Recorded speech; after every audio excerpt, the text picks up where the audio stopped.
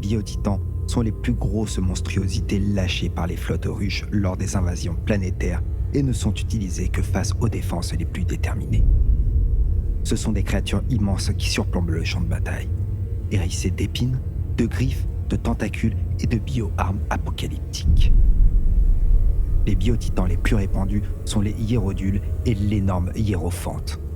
Bien qu'ils soient classés en tant que titans par les diverses races de la galaxie, ces monstres ne ressemblent guère aux nobles machines de guerre de l'Adeptus Mechanicus et aux gracieux constructs des Eldari, ou même aux idoles ambulantes des orques, sauf peut-être par la taille et la dangerosité.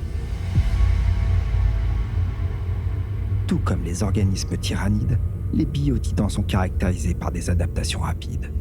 À l'instar des biovaisseaux qui les ont créés, les biotitans sont en fait un amalgame de nombreux organismes ayant fusionné au point de ressembler à une seule et unique créature vivante. Les biotitans sont difficiles à abattre, même à l'aide d'armes super lourdes. Ils sont protégés par des plaques de chitine superposées et orientées de façon à dévier les tirs. Même si cette carapace est pénétrée, la nature composite de ces monstres implique qu'un coup fatal porté à un symbiote a peu de chances de venir à bout de la créature dans son ensemble. Seule la puissance de feu concentrée d'un titan et de toute une compagnie d'artillerie peut espérer défaire un biotitan avant qu'il ne sème la destruction chez ses adversaires. Hiérophante.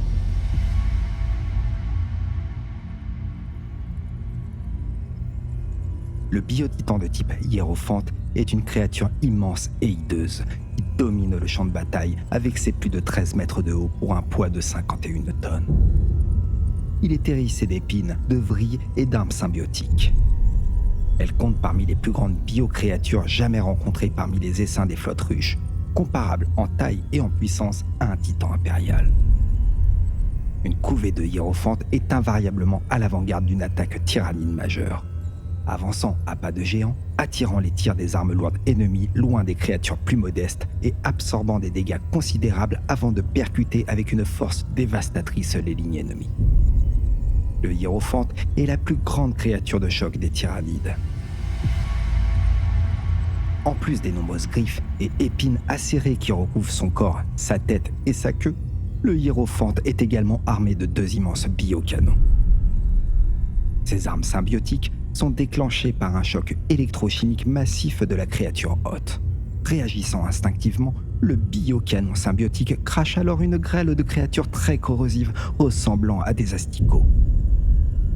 Ces organismes venimeux et acides frappent la cible en aspergeant des éclaboussures de bioacides et de poisons qui dissolvent en quelques secondes le plastacier, le ferrobéton, la chair et les os, réduisant la malheureuse victime, le véhicule ou la structure en une bouillie fétide. En plus de ses armes principales, le ventre vulnérable de la créature est protégé par de nombreuses vrilles épineuses. Des cordes vivantes de muscles et de tendons pouvant s'enrouler dans toutes les directions. Ces créatures symbiotiques peuvent enserrer, lier et étrangler les ennemis qui s'approchent trop près, comme si elles avaient une volonté qui leur était propre. En plus de cela, le hiérophante a aussi une dernière ligne de défense. Il exude constamment un nuage de spores hautement toxiques à partir des fentes situées sur son corps.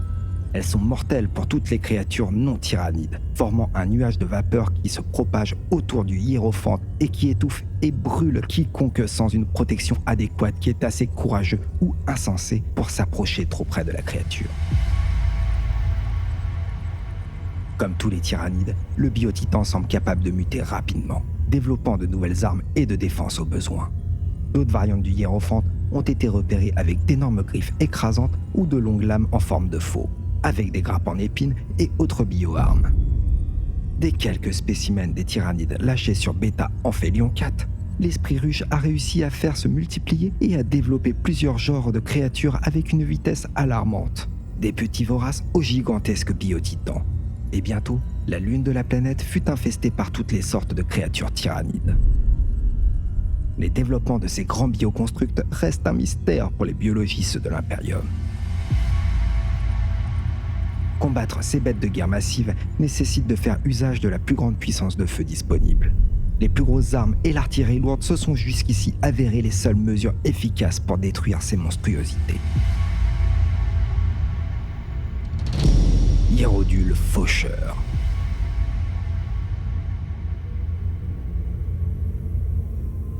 Le Hiérodule Faucheur a été pour la première fois répertorié lors de l'invasion du monde de Hammam, une petite colonie impériale.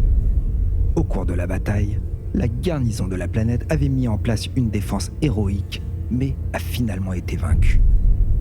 Le Hiérodule Faucheur ayant joué un rôle majeur à l'avant-garde des attaques tyrannides en menant des essaims de petits gaunts, en particulier contre les forts et les ouvrages défensifs en ferro-béton qui avaient été dressés par les forces de défense planétaires. Cette énorme créature tyrannide de 5 mètres est armée de 4 énormes griffes acérées.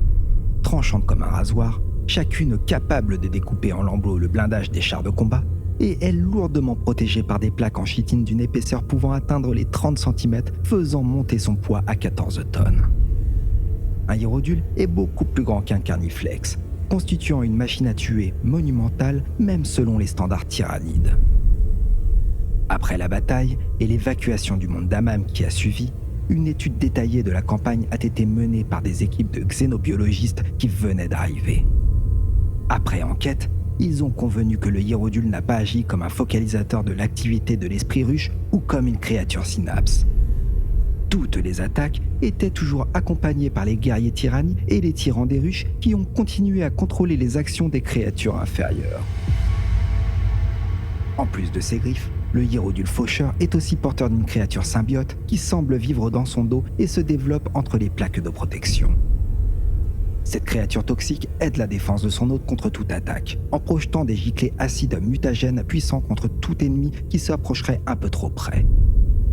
Aucun échantillon intact de hiérodule Faucheur n'a pu être récupéré à des fins de recherche, car les créatures qui ont été abattues ont toutes été, par nécessité, détruites au moyen d'armes lourdes, ce qui n'a laissé qu'une poignée de restes exploitables pour les analyses de laboratoire.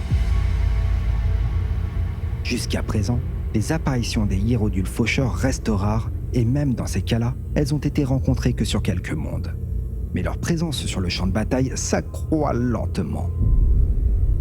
L'avancée des flottes ruches a déjà vu des hiérodules mener des assauts et la capture d'un spécimen vivant est devenue une priorité pour les xénobiologistes afin de trouver rapidement une contre-mesure efficace. Hiérodule barbelé.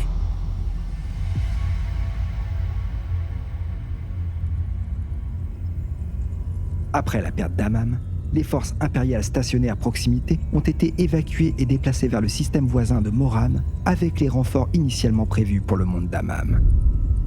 Une fois cette force combinée en place, elle a établi une solide base défensive prête à faire face à l'invasion des tyrannides qui s'approchaient à grands pas et qui était jusqu'ici impossible à arrêter.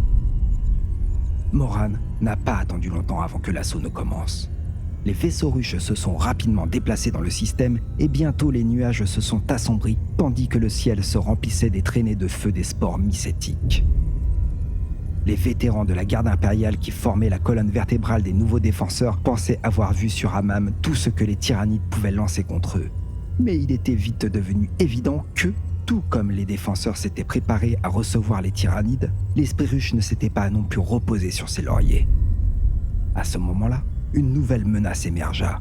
Le hiérodule Faucheur s'était transformé en une nouvelle créature beaucoup plus mortelle. Plusieurs hiérodules Faucheurs avaient été tués au cours des derniers jours de combat sur Hammam, alors que les défenseurs impériaux apprenaient à utiliser leur artillerie la plus lourde à une portée maximale.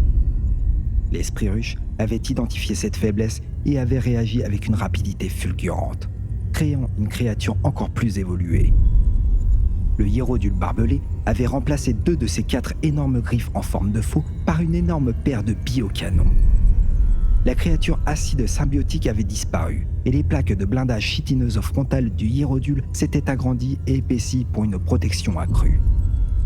Étant donné le nouveau rôle de la créature sur le champ de bataille, les défenseurs sur le terrain ont tout de suite compris la logique terrifiante de la situation. Leur ennemi apprenait et s'adaptait plus vite qu'on le soupçonnait. Tout comme l'hiérodule Faucheur, l'hiérodule barbelé, un peu plus lourd avec ses 17 tonnes, s'est depuis disséminé dans toutes les flottes de la ruche. Au cours des combats infernaux sur Dantis, 26 hiérodules furent abattus. Sur Beta Amphelion 4, les forces de l'inquisiteur Locke rencontrèrent au moins 4 hiérodules des deux types. L'inquisiteur Locke lui-même en a battu un, et un autre fut détruit par les feux concentrés des armes lourdes des troupes cadiennes qui défendaient les laboratoires de Theta avant de se faire submerger par une nuée de tyrannides dirigée par un des hiérodules restants. On ne sait pas d'où ces créatures sont originaires, et comment quelques échantillons douteux ont pu donner naissance à une des plus grandes créatures d'assaut tyrannides que l'on ait jamais rencontrées à cette époque. Étant donné la période de temps impliquée, il semble que le matériel génétique des tyrannides soit capable de se reproduire plus rapidement que prévu. Ce qui signifie que même un petit raid tyrannide pourrait se transformer dans un délai relativement court en une force d'invasion beaucoup plus importante. Dominatrix.